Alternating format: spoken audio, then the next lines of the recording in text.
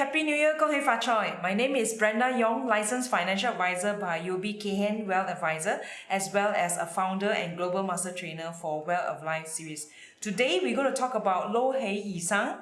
It's about a legacy of well-being to many generations, the prosperity that brings through generations.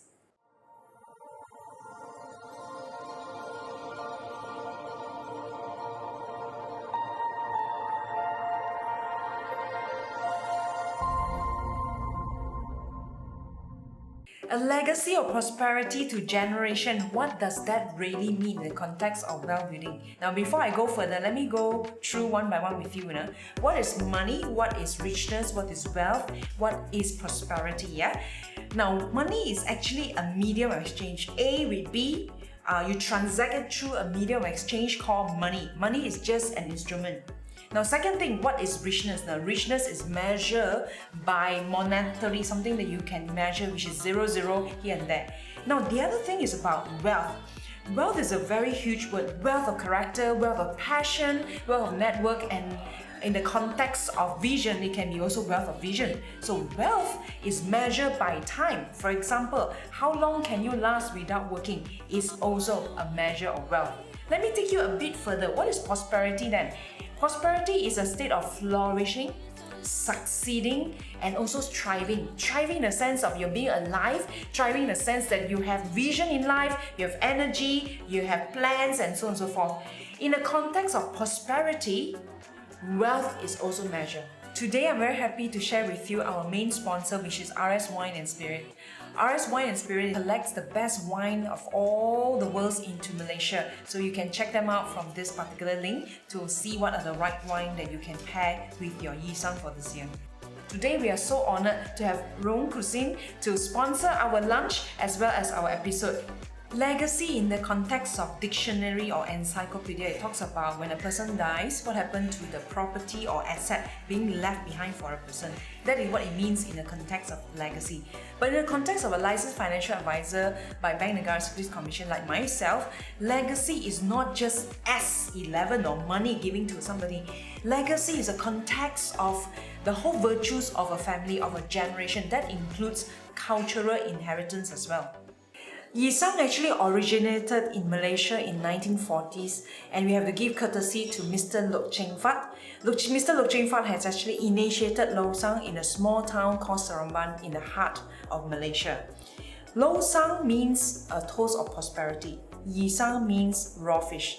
So Lo Hei Yee Sang is a symbol of prosperity, unity, and festivity. Lo Hei Yee Sang is actually a legacy of my late grandfather, Mr. Loke Ching Fatt. I like to bring to you that this legacy today has been celebrated by different families, different Chinese families across the regions, across the nations as well, coming from Malaysia to Hong Kong to China and all across different Chinese families across the world. Today, I want to celebrate with you and a toast to you for building a wealth legacy as well as a family dynasty that will go across generations. Cheers! As we look at the legacy, let us have a look at the top 10 richest family as of December 2021. This is the list. The Walton family right now is clocking at $238 billion and it has flown into third generation.